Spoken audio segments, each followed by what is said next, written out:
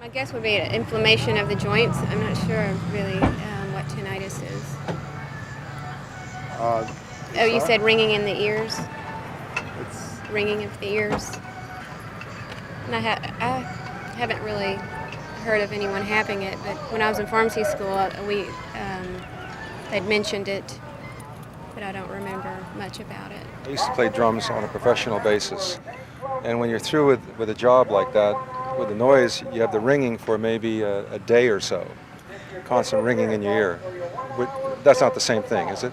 It's the same. It's what you're talking about. I didn't know what it was called, but I'll get that once in a while, where just for maybe 5 seconds or so, and then it goes away.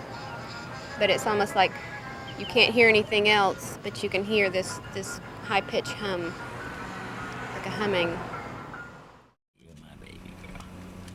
You're my baby girl. And the kitty's my baby girl, too. Yeah? They say you got to learn to live with it. Well, I can't learn to live with it.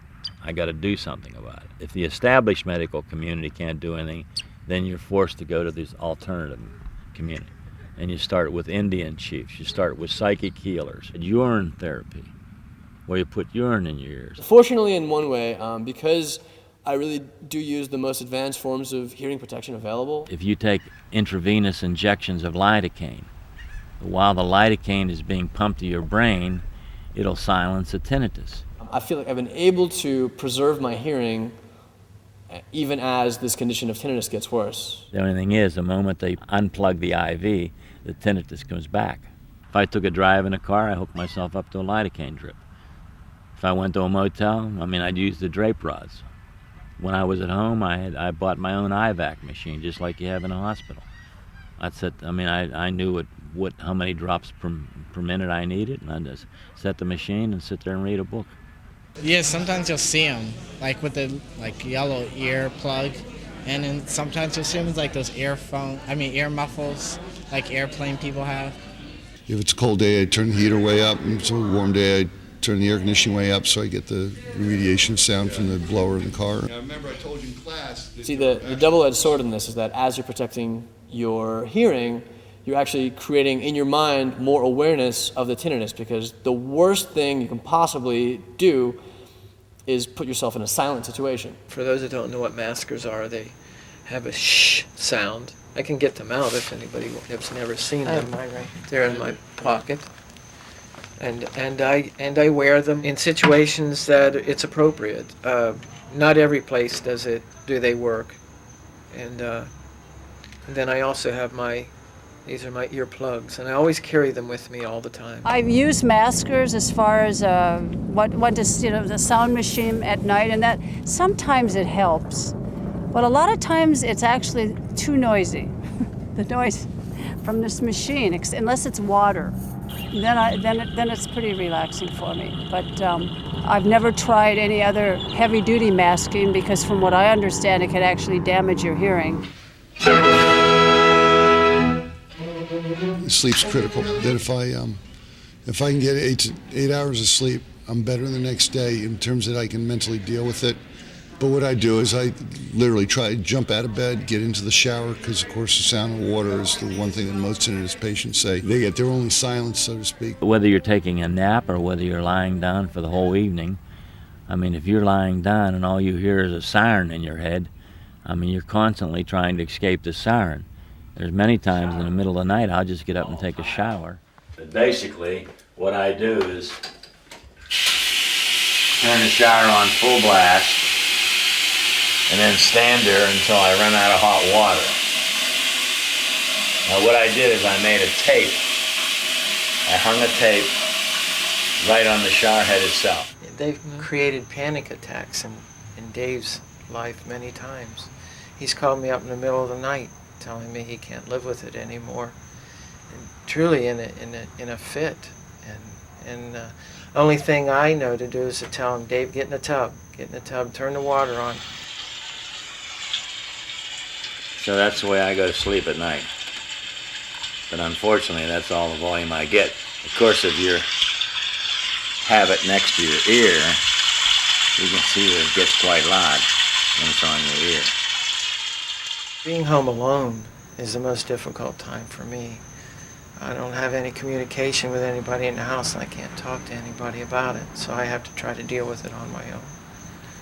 And I don't like to wear any headsets and walk around the house, so I just do the best I can to play something soft, easy.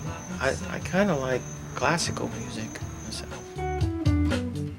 I did everything I could to get me through the night. Don't know where it started or where it might end. I turned to a stranger just like a friend. I was Some of the things that I've stuck in my ear you wouldn't believe. the wrong places. You know, plus the brain surgery, plus, I mean, I have probably over 100 prescription drugs. I mean, you come to my house right now and you take a look at the drugs on my windowsill and just say, oh man, nobody can be living on that many drugs. I take Klonopin twice a day, 0.5 milligrams, and it keeps the anxiety down. Food allergies, I think that has a lot to do with it for me. And of course, stress will just exacerbate it. I read about the addiction all the time, but I'm personally, my whole life, I've always been drug averse. If I can do anything other than drugs, I've always taken them. And when my tinnitus is not as bad, I'll cut down from 1.0 to 0.5 at night to sleep. Yoga and relaxation therapy, things like that, that helps a whole lot. It was weird. They gave me, it's like water massage was part of this whole thing. Going to Indian chiefs and herbal medicines, and well, you know, I was to Israel and places like that.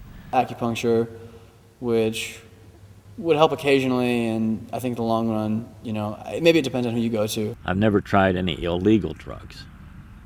But you know what, the bottom line is, if somebody would say to me, you know what, cocaine, it'd help your ears, I'd be forced to try it. Everybody should take a look at their diet and what they eat, what they don't eat. I've done the Dr. Blonde, I've done the Ginkgo, I've done the B12, I've done the D, I've done the E. Ginkgo biloba. I've tried that. They said, oh, it'll cure any kind of ringing. I took Ambien to sleep when I first got tinnitus and a couple other sleeping pills, and it didn't work very well. And I personally don't like drugs anyway, so that was not real good for me. I tried Ginkgo, and I really kind of want to try it again, but I didn't think that I got any results. They went in behind my left ear. They thought that I had a blood vessel lying on my auditory nerve. Yeah, they injected me every day with B vitamins or glucose supplements, and they put this stuff, they had this like long syringe that looked like it was from A Clockwork Orange, and they put it all the way up my nose. I went to Daytona Beach, and I went to advanced energy medicine, they called it. I did it in to me it was a last resort. And into my brain stem. Now before they do this, they tell you all the things that go wrong. Like 3 people out of 100 are going to die on the operating table. You know, so many people are going to have strokes. So many people are going to be paralyzed. Now, when you know that when you're willing to do that, that the torment must be really great. Journaling is really important for me. It's helped me a lot because I can also see a correlation from day to day. It seemed like I was in some kind of like, you know, mad scientist's clinic or something. But I believed in it because I had to believe in it. I tried them only because they came up as new something to do. And the only thing available. And the only thing that I've already tried this, I haven't tried that, so I'll try this. Not putting any kind of stimulant into your body that's going to make your nervous system go crazy. You need to calm your body. You need to relax. And there was a point this summer I was able to get off it entirely, and it wasn't an issue. I just stopped taking it. I had a nervous breakdown that year. I got to my apartment in Mexico, and I just collapsed with my horn in my hand, and I busted up my instrument pretty bad, and I was on tears on my floor, and I guess, you know, I mean, I don't think that I wished to kill myself, but I didn't necessarily wish to be alive and experiencing this. Everybody's preying on you because you're so desperately ill. I went to an elderly shaman, an Indian shaman. They called her ancient grandmother. When she walked out, she looked like a living mummy, like she'd been here from all eternity. And I thought, oh my goodness, I can't believe anybody could be this old. She must know something. 10 days, a session a day, and it's both sides of the ear, and they put a low laser beam on your ear, one behind your ear, one inside your ear. And I stood there and allowed her to take an eagle feather and waft smoke on me. The second day that I was in it, my tinnitus went so high, it was destroying me. I couldn't stand it any longer. In addition to other things, people use masking devices to try to distract their brain from listening to their tinnitus. These little sound modules that basically create a sound that doesn't cancel out the tinnitus, but trains your brain to not hear the sound anymore. And there have been nights in this particular bout that I've doubled the dosage just so that I could sleep. Definitely getting off of caffeine. It's been almost 6 months now we got off of it, and I noticed a big difference. He prescribed for me Persan, which is a heart medicine to speed up the blood flow in my ears. Well, for me to be in absolute stillness is absolutely maddening, because then the tinnitus is really roaring. And I did find that help. But there was a radio call-in show on tinnitus in the Washington area, and I called in to say that this helped me, and the ENT that was being interviewed said, no, it didn't. You think it did, but it didn't. So even though it only takes a few minutes to get those radiation treatments, just lying there for those few minutes, waiting for the radiation, you're and naturally stress. I mean, you're in a stressful situation. And then another ENT that I visited told me to get off it because I'd caused myself a stroke.